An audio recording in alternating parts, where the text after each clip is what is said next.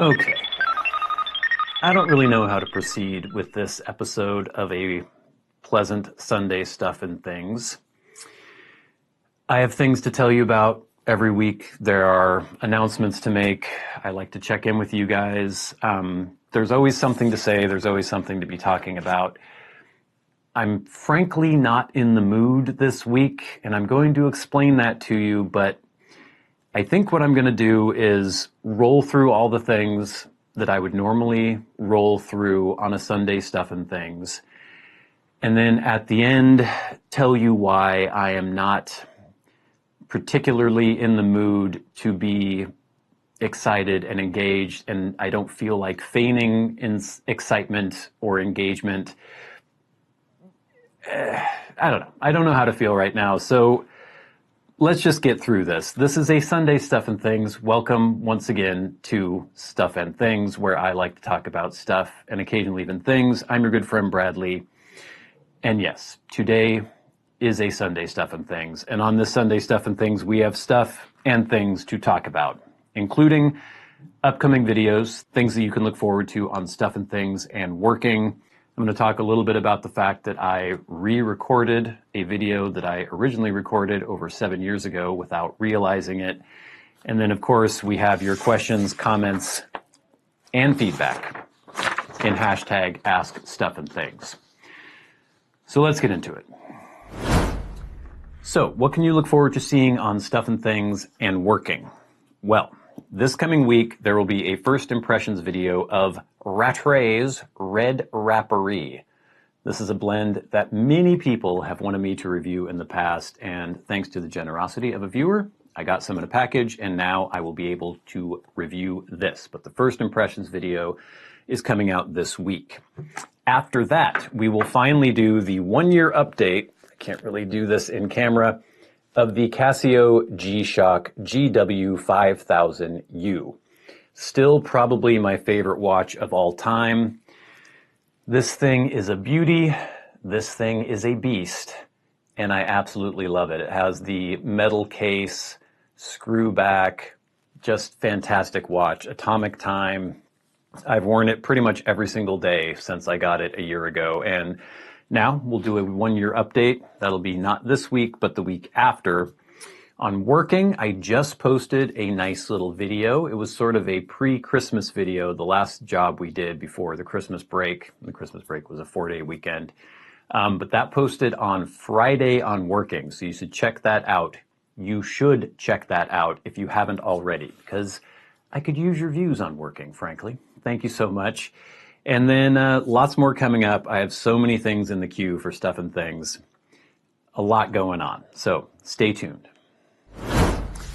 I did forget to mention at the very beginning that I'm recording this actually on a Friday. I had the day off today from my normal real job because it is freezing out.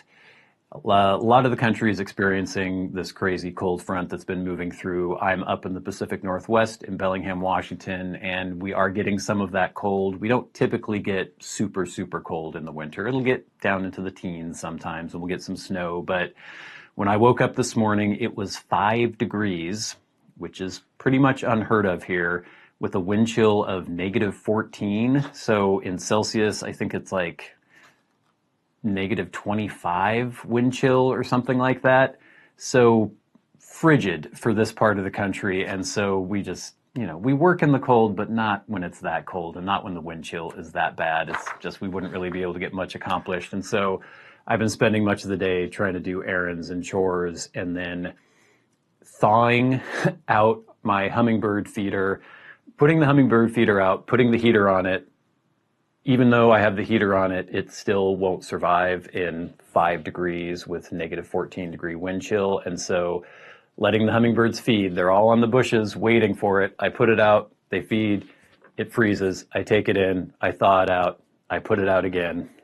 I don't know why I've become the benefactor of the hummingbirds around here, but I feel like I'm the only person who has a hummingbird feeder out right now, and they obviously all want it because they're all in my yard. So anyway, that's what I've been working on.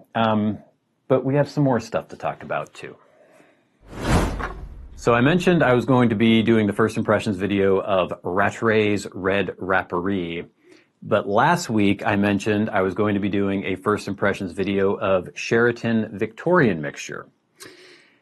Well, I did that video, I recorded it, I edited it, I started uploading it, and it wasn't until I made a thumbnail for it and then tried to save the thumbnail and got an alert saying, there's already a file that exists with this name, do you want to replace it? That I realized that I had already done a first impressions video of Sheraton Victorian mixture and a full review of Sheraton Victorian mixture. And I did it way back in 2017 when I was looking for a replacement for Elizabethan mixture.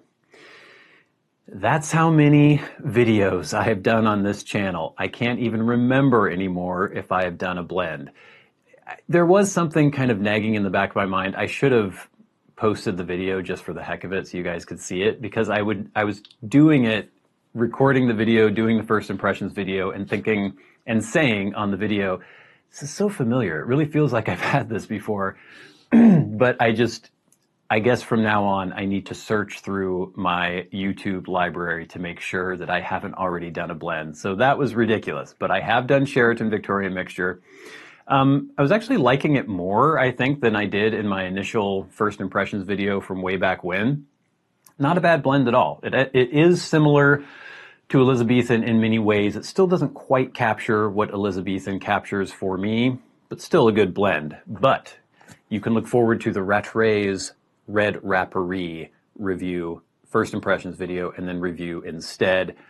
Yeah, kind of weird that I recorded an entire video, wasted a lot of my time actually recording and editing that video, but you know, it's been a long time. We've been around for 9 years. I've done probably hundreds of blends by now, so it's probably bound to happen. And now, gang, since we're doing things in kind of a weird order, I think it's time to do hashtag askstuffandthings. Remember, if you have a question for me and you would like it answered on the Sunday Stuff and Things, tweet at SAT Bradley with the hashtag askstuffandthings.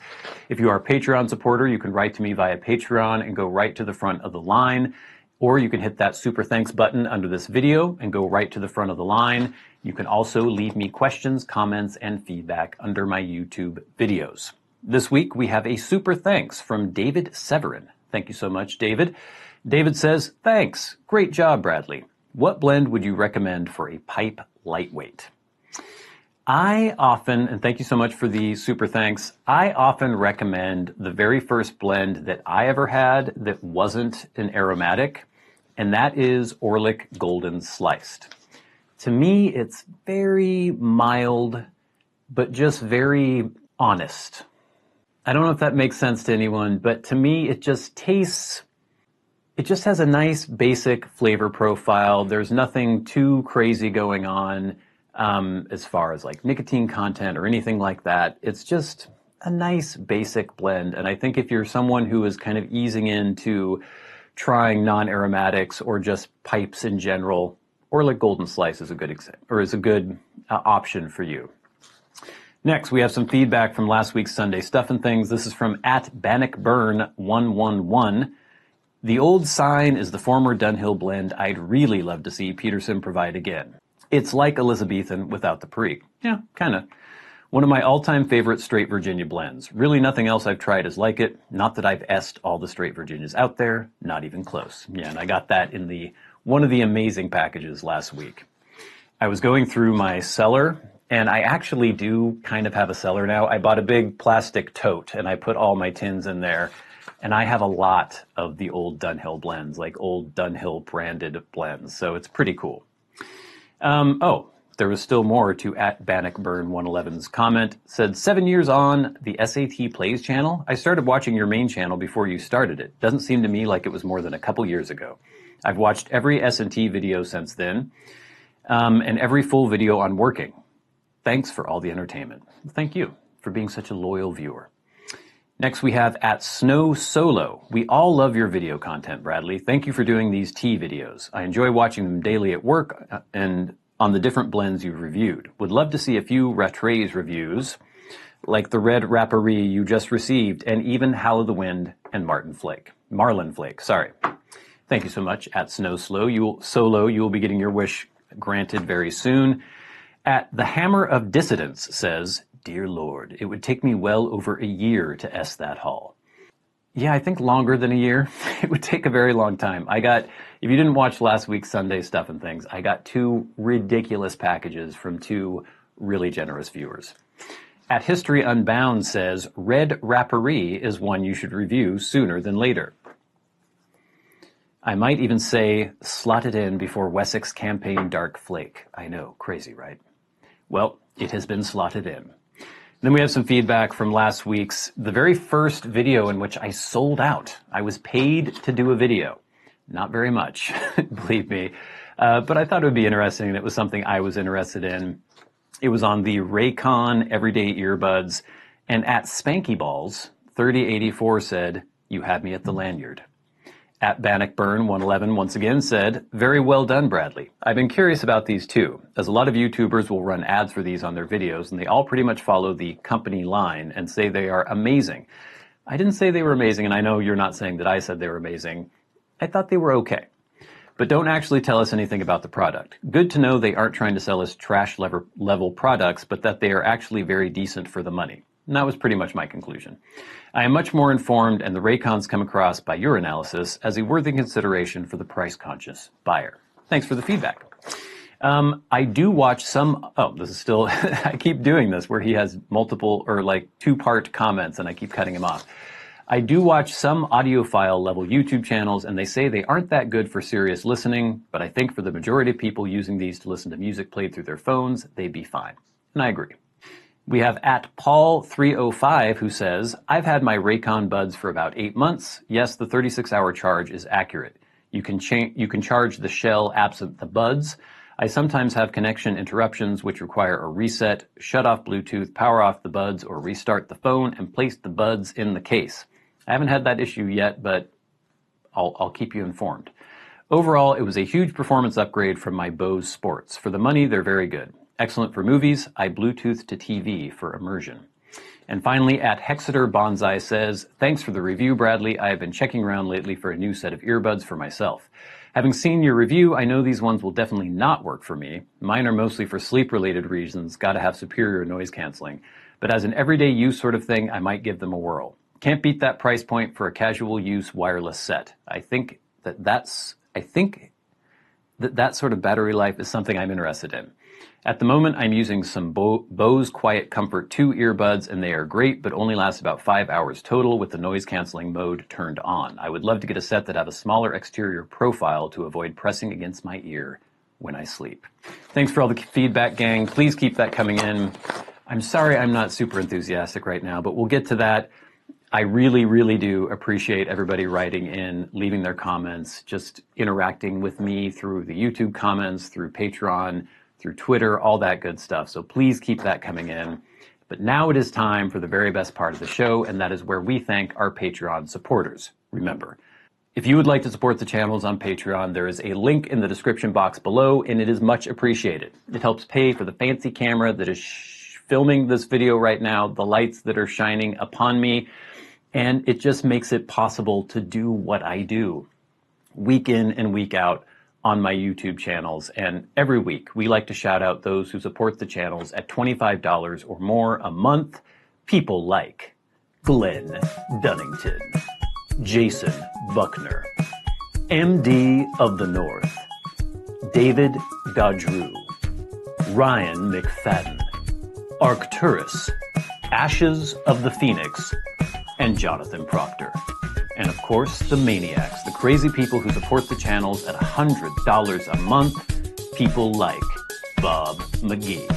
And we'll never forget our dearly departed friend and Hall of Fame member, Peter Straub. Thank you all so much. Okay. So the reason I am not super in the mood for this week is my friend Sean passed away. And a lot of you were asking about him because so many of you very generously donated to the GoFundMe that was set up for him, to help pay for just living expenses and medical expenses as he was going through a really hard time. He had been diagnosed with malignant metastatic melanoma, or metastatic malignant melanoma. And so many of you just amazingly generously came through and donated to his GoFundMe, even though you didn't know him at all. And I know it really touched him. It really touched his girlfriend, Julia. He didn't really have any family, but he had a lot of friends who cared about him a lot. And she left a comment on that video a couple weeks ago where she was just expressing how touched they were and how thankful she was. And it happened really quickly, and I wasn't ready for it. Nobody's ever ready for that, I guess. And no one else was really expecting it to happen as quickly as it did. I mean, a lot of people were hoping that maybe he would beat it and recover. I'm really glad I got to see him a few weeks ago. His girlfriend was having an art opening at a local coffee shop, and I almost didn't go because I had just worked a really long day. He had texted me and invited me to go, and I just didn't feel like it. I was really tired, and I was busy. I had things to do. I had videos to edit and all sorts of things. And I was like, I don't think I can do this. But I was like, no, I better go. I better go. And I'm so glad that I did, because I got to go see him, and it was this really cool kind of intimate venue where he was playing guitar. And I knew when I came in, he was sitting down playing guitar, and he was with another good friend of mine who has like played music with him in the past, and they were kind of just, very informally playing some songs. But I could tell he wasn't playing as well as he normally could. He was a really good guitar player, and I was able to catch up with him and talk to him and ask him how he was doing. And he had to have a cane when he was walking. He had done a round of chemo, and then they were doing radiation. He said at the time that they were doing it on his head, which kind of freaked me out. But he still seemed in really good spirits, and he seemed like himself. And I don't know, it just didn't seem like the end was coming so quickly. And then within a couple weeks, that was it. So